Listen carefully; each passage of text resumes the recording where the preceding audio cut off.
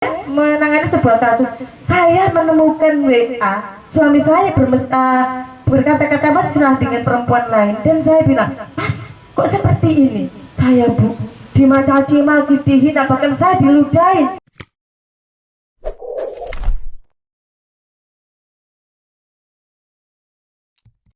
Dari segi bahasa pelakor syariah, saya sebenarnya tidak begitu setuju karena saya lebih sepakat memakai kata pelakor syar'i kalau memang itu mau dipakai, karena lebih ada kesesuaian kata. Kalau mau dipaksakan menjadi istilah yang lumrah dan diakui adanya, sebenarnya istilah pelakor syariah itu atau pelakor syar'i itu lahir dari kebolehan poligami itu sendiri. Kita tahu bahwa kebolehan poligami itu karena memang ada tuntunan secara lafziah dalam Al-Quran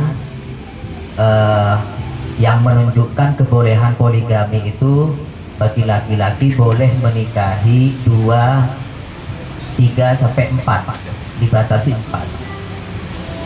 Tapi saya mencoba menyodorkan apa yang telah diteliti oleh Syafiq Hasyim, di mana Syafiq Hasyim ini doktoralnya di Jerman. Ia intelektual muda NU yang mencoba menelusuri bentuk-bentuk kekerasan terhadap perempuan itu, diantaranya ada pengebirian eksistensi perempuan.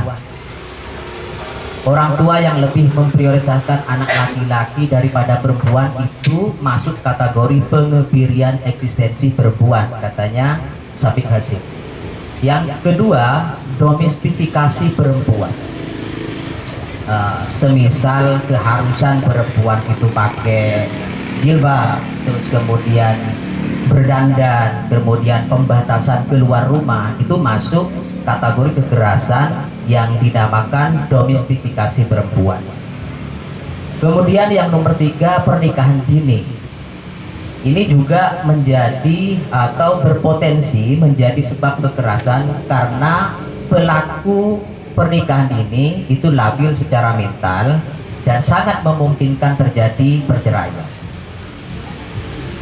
Yang kedua, karena mempertimbangkan penghilangan masa muda bagi pelaku pernikahan dini dan juga hak reproduksi perempuan yang menikah dini, yang itu secara medis tidak masih belum siap untuk mengandung dan melahirkan. Yang ketiga, yang keempat itu yang masuk kategori bentuk-bentuk kekerasan. Yang keempat adalah nusyuz, di mana dijelaskan dalam satu hadis bahwa perempuan yang menolak perintah suami itu harus pertama ya kalau berdasarkan tingkatan sanksi dari suami ke istrinya, itu pertama harus dinasehati atau ditakut-takuti, kalau masih bandel pisah ranjang. Yang ketiga, kalau tetap masih bandel itu pukullah. Teks hadis mengatakan seperti itu. Ada aroma kekerasan yang diharuskan kepada laki-laki untuk memukul secara bahasa, tapi ada yang menafsirkan pukullah itu karena memakai bahasa dorobah, memakai kata dorobah yang itu bisa diartikan didiklah. Kalau memang mau dikaitkan dengan keadilan gender, seharusnya itu bukan diartikan pukullah tapi didiklah. Dan tentunya kalau memang ini dikaitkan dengan keadilan gender, maka kesetaraan laki-laki dan perempuan dalam hal hak maka bisa dilakukan sebaliknya. Jika laki-laki melakukan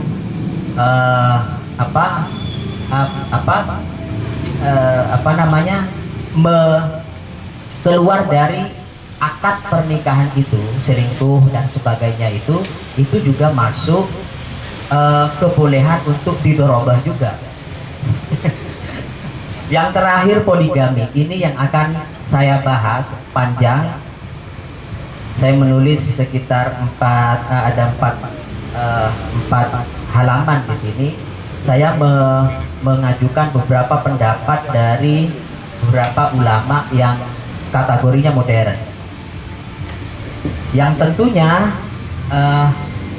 banyak mengkritisi perspektif ulama-ulama salaf. Pertama, pendapatnya Wahbah Zuhaili.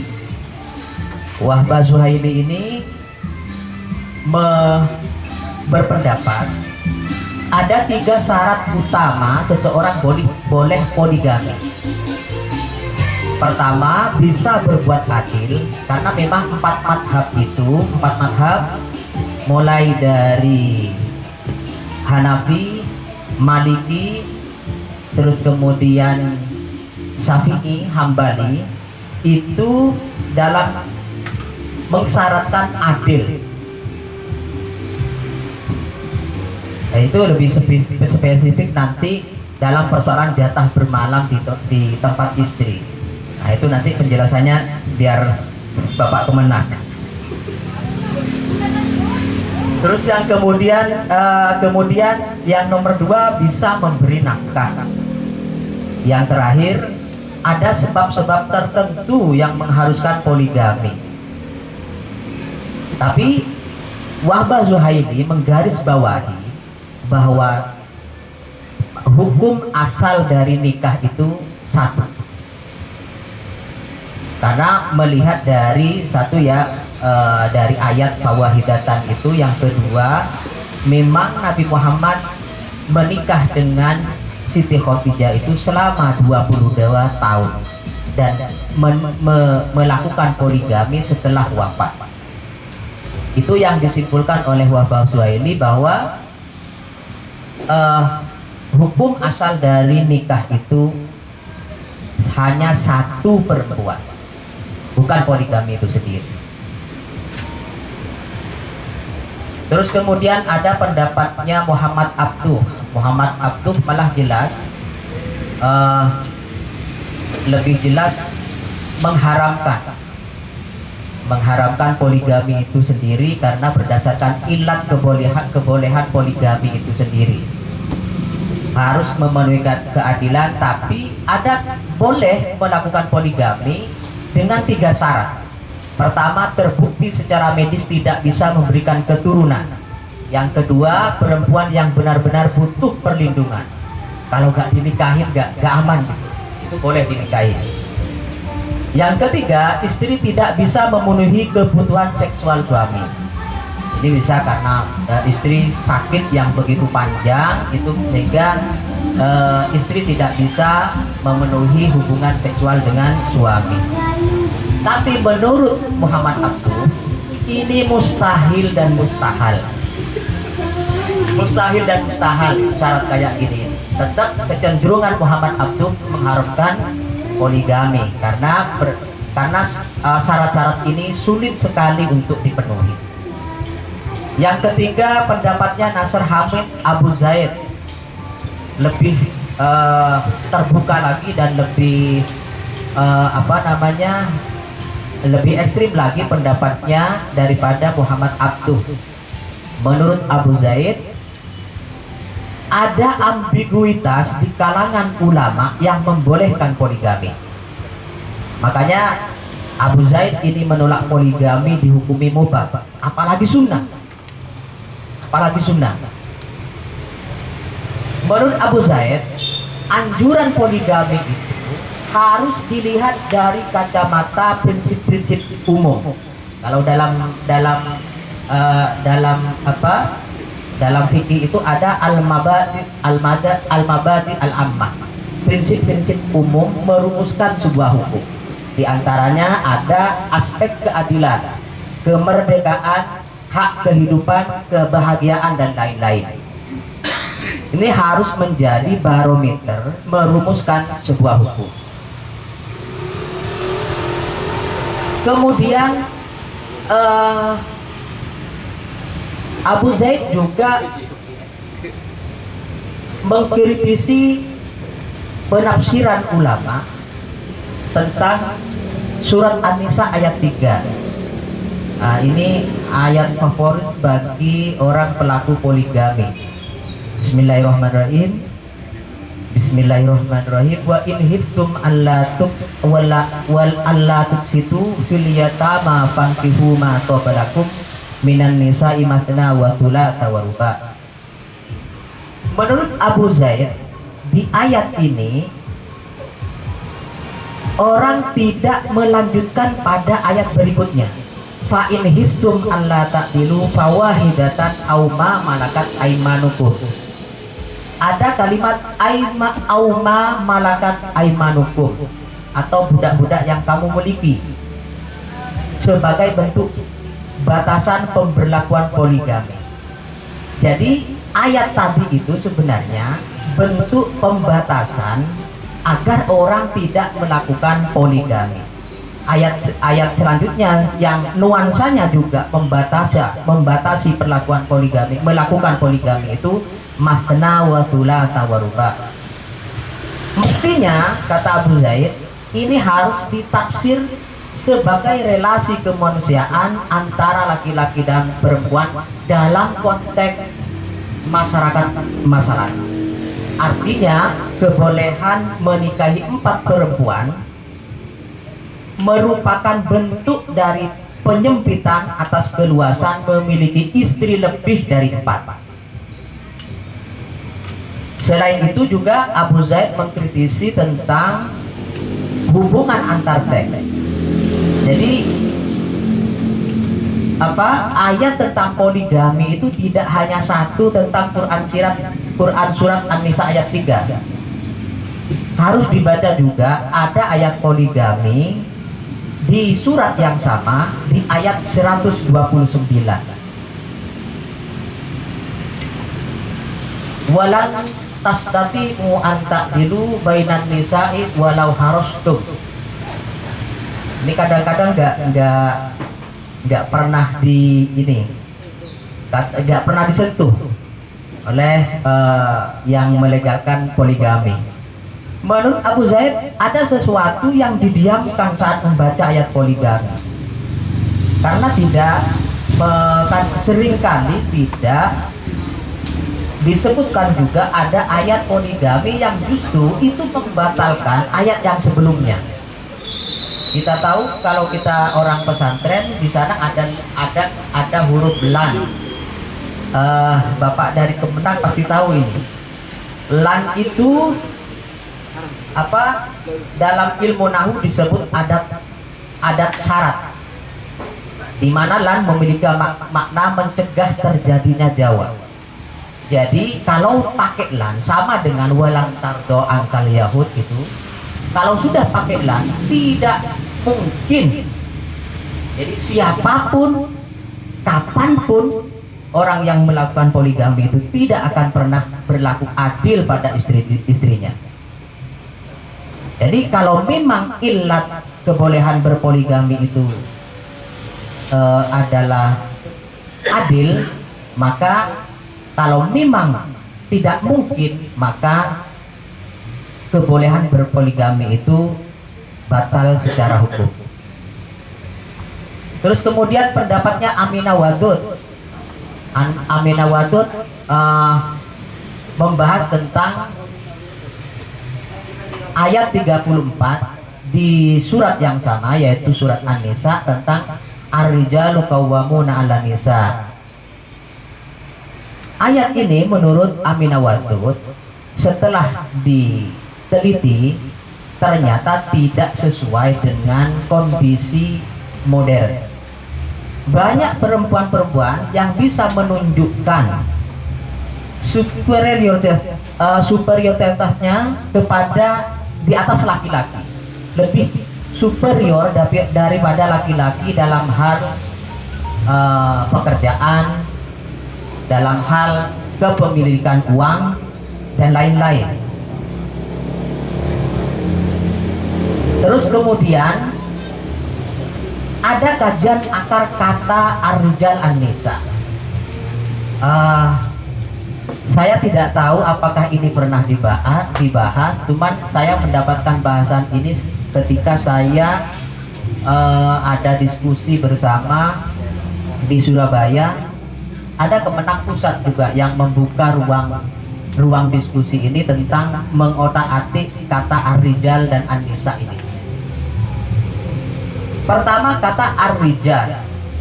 Ar-rijal itu dari asal kata ar-rijal itu kalau dalam ilmu bahasa masuk kategori jamak taksir. Jamak taksir ya, kalimat Ustaz saya. Jamak taksir dari mufrad rojulun. Dari mufrad rojulun. Ada dugaan akar kata yang sama antara rojulun dengan rijlun. Ini ada susunan hurufnya itu sama, ro, jim, lam. Satunya rojulun, satunya rijlun.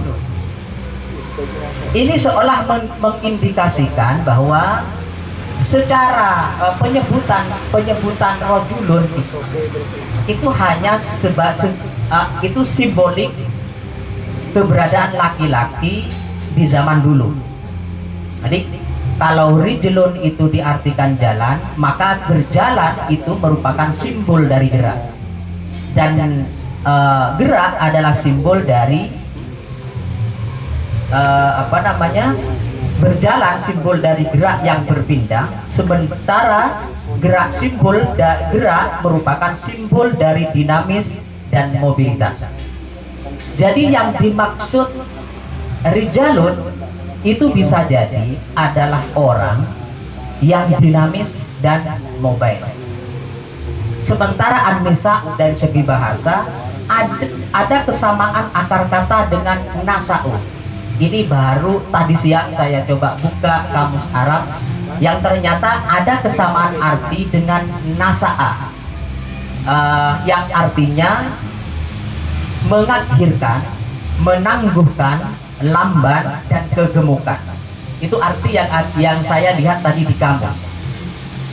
Ini semakin menambah bukti bahwa sebenarnya kata rojul atau rijal dan nisa itu hanya simbolik, itu untuk menjelaskan tentang sosok seseorang. Tidak harus dia laki-laki, tidak harus perempuan. Orang yang menyimpulkan seperti itu bisa disebut rijal, bisa juga perempuan yang mobile dan dinamis hidupnya, tentunya banyak menghasilkan uang daripada laki-laki, bisa menjadi wanita karir, sementara laki-laki ngelamar kerja kemana-mana gak dapet, ya mendingan dia menjadi nisa saja yang laki-laki seperti itu. Tapi bukan berarti menyepelekan laki-laki, hanya pertukaran peran saja.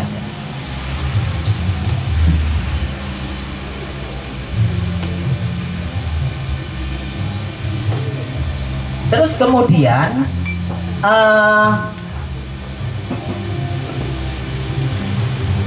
saya berpendapat bahwa ar-rijal qawwamuna 'alan nisa itu tidak dapat diartikan secara lafzi kalau mau dihubungkan dengan keadilan gender, yang sangat memungkinkan untuk menafsirkan ayat ini itu secara majazi, seperti apa yang sedang saya sampaikan tadi itu. Namun pertukaran tadi itu tetap ada keharusan syarat di sana itu, yakni kata selanjutnya itu menunjukkan syarat itu, yakni qawwam. Qawwam itu kalau dari segi bahasa itu berasal dari kata koma, dan ada tambahan waw dan nun itu.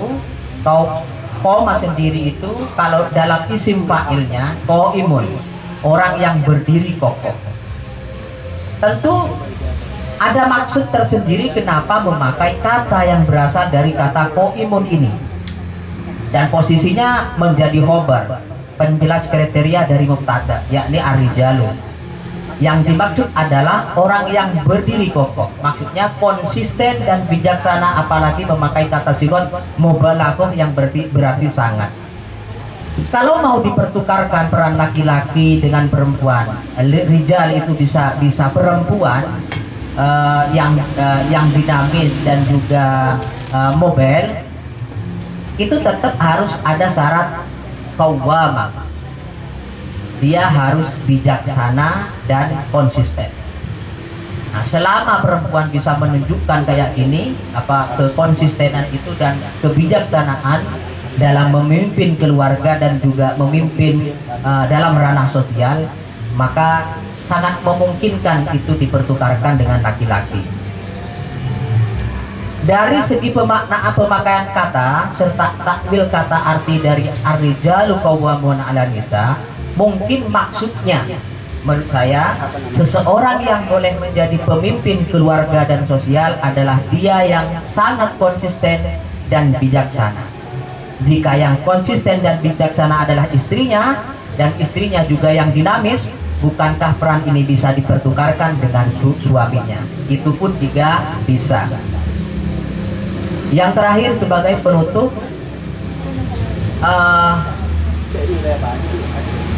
mengingat tema diskusi kali ini adalah pelakor syariah, maka jelas sekali apa yang saya bahas di atas tadi itu, bahwa poligami sangat jauh dari keadilan. Bahkan adanya Quran surat An-Nisa 129 tadi itu seolah membantah anjuran poligami sebagaimana dalam Quran surat An-Nisa 3. Dengan demikian, keadilan tidak akan bisa diwujudkan oleh siapapun dan kapanpun oleh pelaku poligami kepada istri-istrinya. Saya memilih Wahbah Zuraini dan Muhammad Abduh yang menurut saya otoritatif secara keilmuan yang mengharamkan poligami. Dan saya tidak berlaku ekstrim, karena juga ada ulama-ulama yang juga membolehkan. Ini murni tentang kita mau memilih referensi pendapatnya ulama yang mana. Demikian dari saya, kurang lebihnya mohon maaf. Wassalamualaikum warahmatullahi wabarakatuh.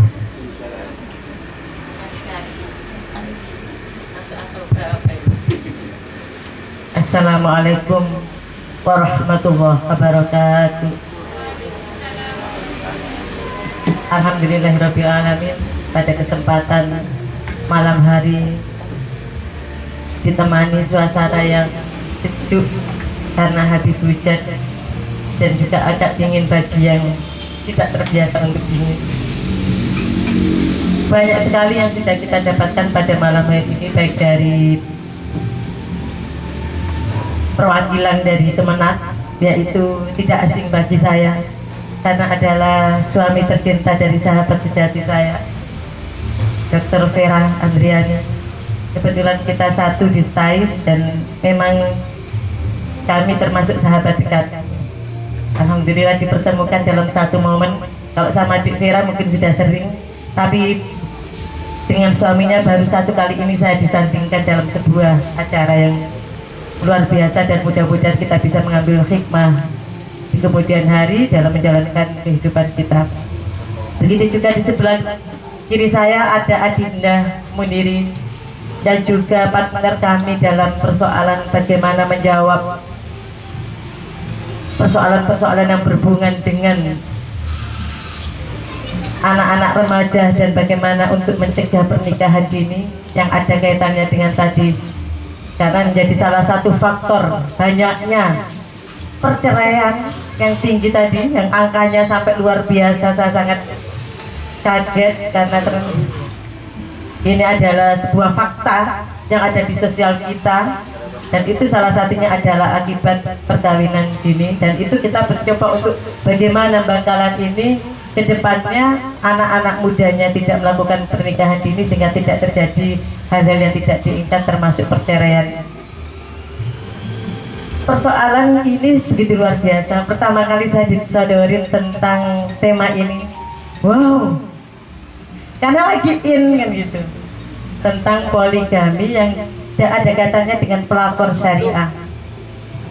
Fenomena yang mulai dari dulu, mulai dari zaman Rasulullah sampai sekarang menjadi sesuatu bahasan yang menarik, yang merupakan sebuah anjuran yang sangat luar biasa.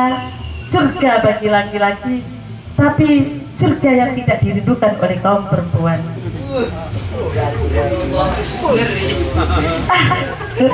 Yang laki-laki ngeri, apalagi yang perempuan kan gitu. Nah ini akhirnya tadi sudah baca di ini termasuk oleh Dek Farida tentang bagaimana pelakor itu. Nah saya karena kebagian yang terakhir mencari celah yang belum dibahas oleh dua pemateri pada malam hari ini, karena hampir banyak yang sama dengan yang mau saya bahas dengan Pak Muniri. Tapi saya tidak mau kalah, harus mencari celah. Perempuan harus mencari celah, kan gitu. Harus cerdik dan cermat, bijaksana, sehingga dalam kondisi apapun tidak akan pantang menyerah. Bahkan harus survival menghadapi dua pemangkalan yang di samping kanan dan samping kiri. Yang pertama mungkin yang saya akan bahas adalah apa bedanya pelakor dengan istri kedua, ketiga maupun keempat. Kalau pelakor, saya membahasakan pelakor ini adalah bisa jadi selingkuhan, kalau dalam bahasa ini ya, selingkuhan, atau bisa jadi perempuan yang dinikahi oleh suami dalam konteks siri di mana istri tidak tahu tentang pernikahan tersebut, sehingga istri tidak melakukan yang tadi ada katanya dengan bagaimana menyetujui tentang pernikahan kedua atau ketiga ataupun keempat oleh suaminya. Ada 6 ciri yang disodorkan oleh Dr. Aisyah Dahlan tentang 6 ciri para pelakor.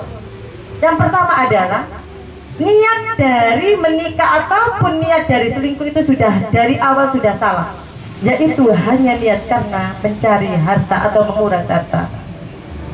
Yang kedua adalah memilih laki-laki yang selalu sudah beristri, jadi tidak senang. Pelakor itu tidak senang pada laki-laki yang single.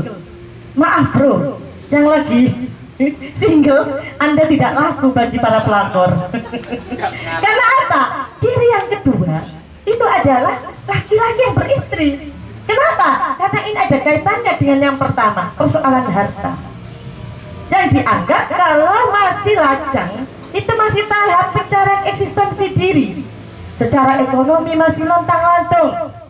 Mohon maaf Mas Ahmad, kafe Anda ini adalah salah satu produk pencarian diri sebagai Anda adalah seorang bro yang lagi single.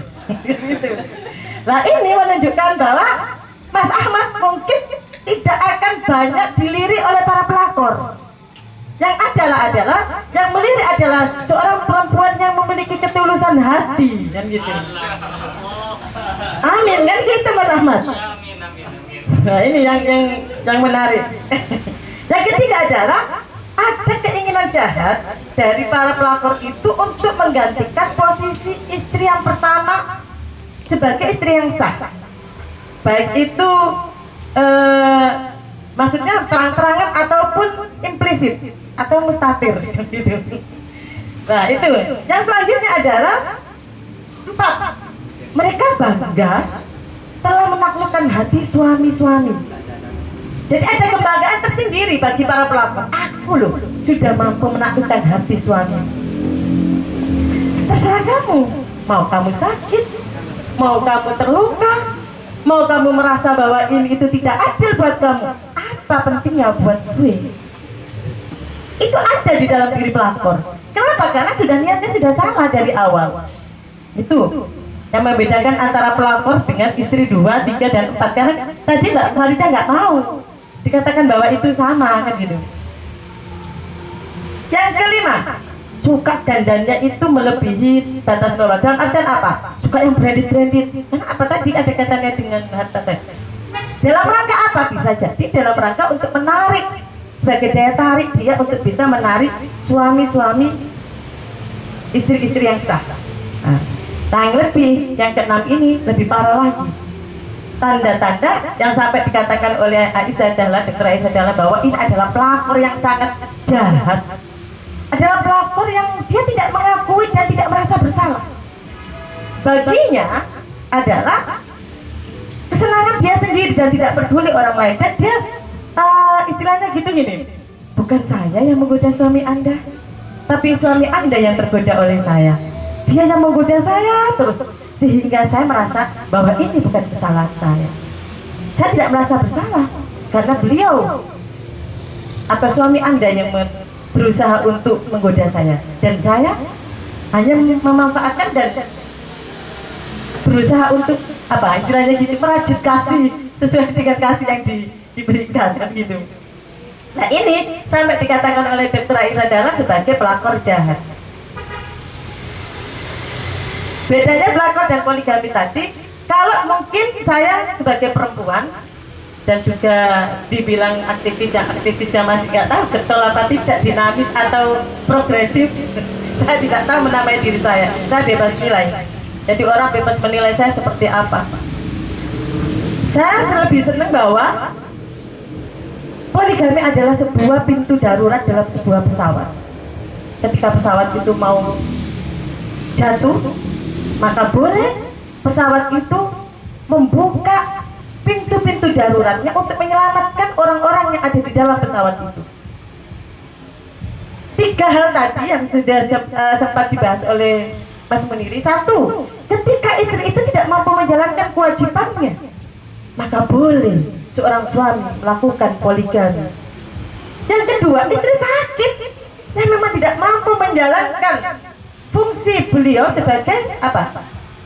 Menjalankan perannya untuk melayani seksual suami. Maka untuk menghindari zina tidak ada pintu lain selain pintu darurat, yaitu poligami. Yang ketiga adalah bahwa ketika seorang istri yang betul-betul secara medis dibuktikan bahwa memang dia tidak mampu memberikan keturunan, maka suami boleh berpoligami. Nah, itulah yang menurut saya pintu darurat yang harus dilakukan ketika pesawat itu mau jatuh. Nah, selain itu, saya juga dari beberapa literasi yang sudah saya baca, bahkan di tahun 2010, saya menulis sebuah artikel karena kegelisahan saya sebagai akademisi dan kegelisahan sebagai aktivis perempuan. Saya menulis sebuah artikel yang berjudul Poligami, benarkah untuk mengatasi zina? Kenapa? Karena selama ini yang didengungkan oleh kaum laki-laki selain ayat fankihu ma tabalakum minan nisa'i masna wa thulatha wa ruba' adalah tentang ketakutan mereka untuk menyalurkan syahwat melalui zina. Padahal sebenarnya Allah sudah sangat-sangat jelas, ada istrimu yang halal bagimu, maka lakukan gitu. Baik seperti perlakukan seperti ladang, mau bagaimana caranya dan bagaimana metodenya terserah Anda kan gitu. Nah ini yang membuat saya apa, ini mungkin belum dibahas tadi, karena itu saya tadi bilang mencari celah yang belum dibahas. Manajemen syahwat ini luar biasa, dan bagi saya tidak akan pernah ada habisnya syahwat ini. Namun Allah itu sudah menakdirkan, ada sebuah disebut takdir kauni. Takdir kauni adalah yang saya maknain adalah cinta kasih suami istri yang itu sangat sakral. Kesuciannya itu sangat sakral, dan hanya orang-orang tertentu yang mampu menangkap sinyal-sinyal kesakralan dari sebuah kesucian pernikahan itu sendiri. Karena apa? Saya malah ke arah bagaimana sih sebenarnya tujuan pernikahan itu adalah mawaddah warahmah. Min ayati an khalaqalakum min, kan gitu. Di sana ada ayat terusan yang berhubungan dengan ketika berumah tangga itu salah satunya adalah menciptakan ketentraman. An khalaqalakum minan nisa'i. Ya. Ayat pernikahan Pak Bro, minal husnul azwajal litaskunu ilaiha wa ja'ala bainakum mawaddatan wa rahmah inna fi dzalika laayatin liqaumin yatafakkarun. Menunjukkan apa? Di situ sebenarnya tujuan yang utama daripada pernikahan adalah tentram dan damai. Ketentraman, kesejahteraan, kedamaian dalam sebuah pernikahan itu yang sering terlupakan oleh kaum laki-laki yang lebih menyukai ayat fankihu ma tabalakum minan nisa'i masna wa thulatha wa ruba'. Kenapa? Itu karena ini ada kaitannya, karena ini bicara tentang keluarga. Poligami itu bicara tentang keluarga, dan keluarga adalah bagaimana tentang tujuan berumah tangga. Nah itu yang sering terlupakan, padahal itu yang tujuan utama dari sebuah pernikahan.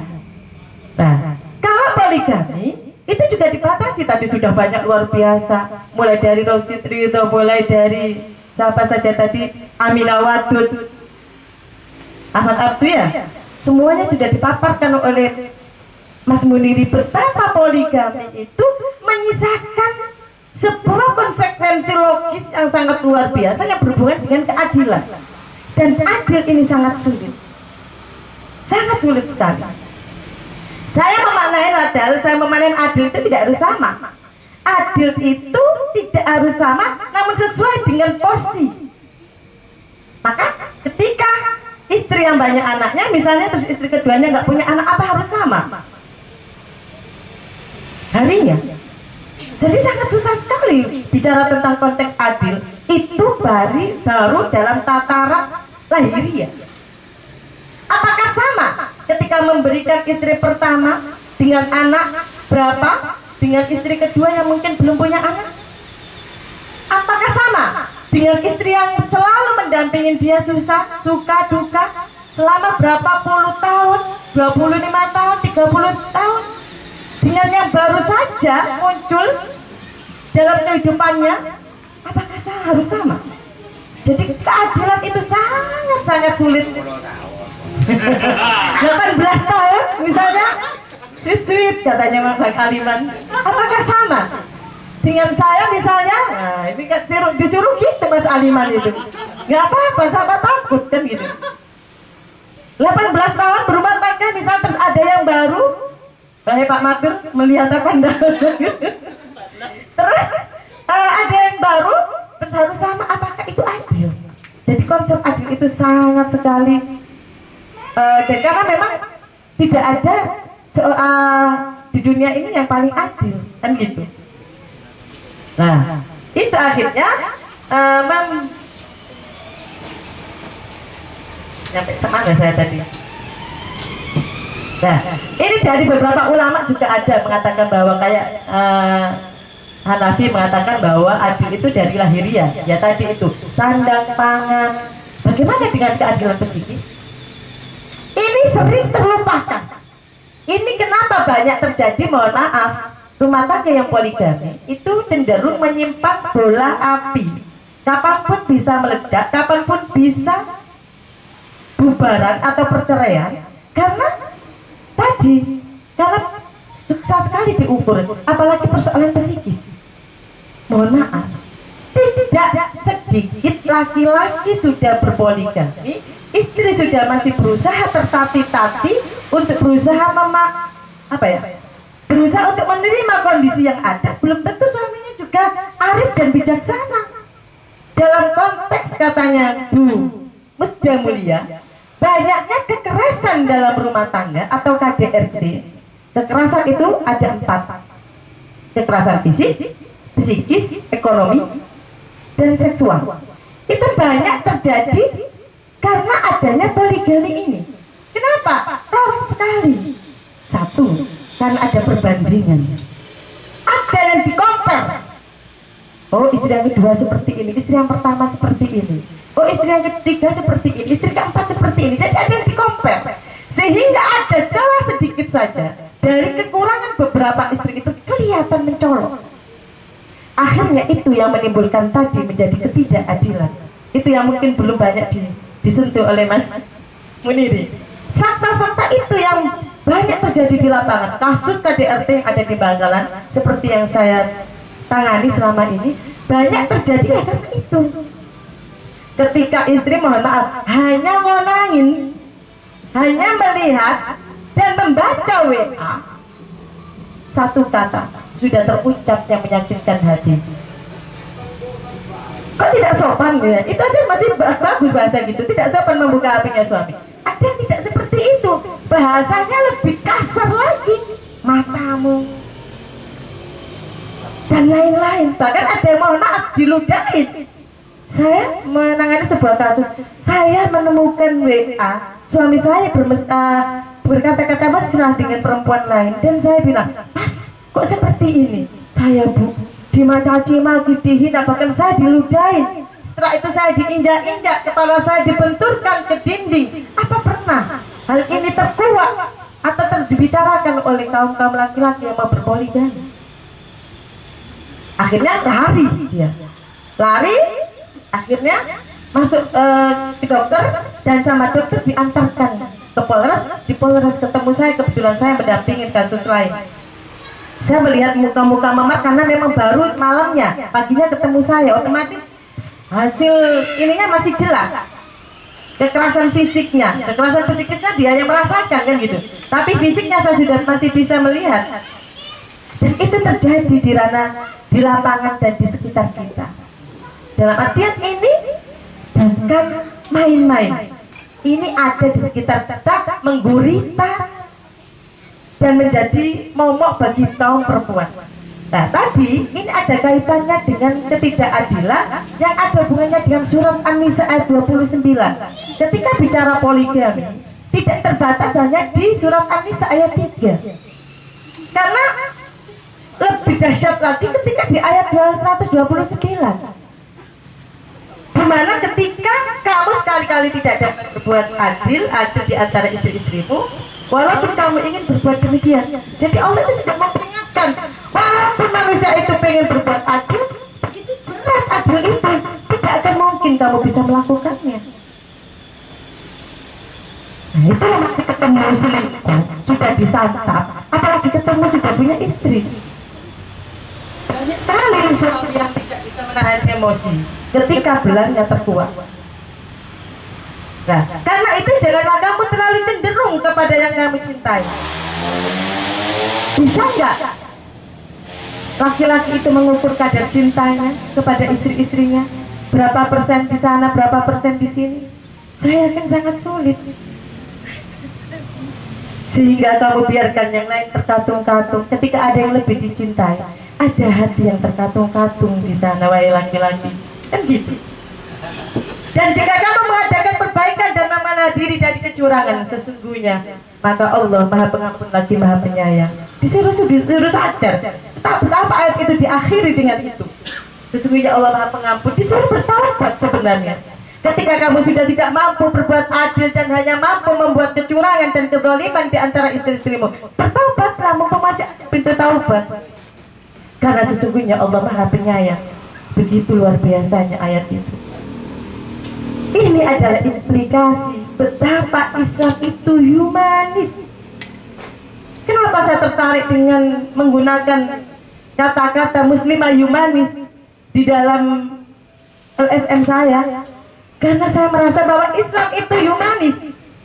Islam itu aplikatif, menjawab semua problematika yang ada di dalam dunia, termasuk problematika pernikahan dan poligami. Jadi Islam itu memanusiakan manusia. Dan kalau kita bicarakan memanusiakan manusia, Allah yang paling tahu.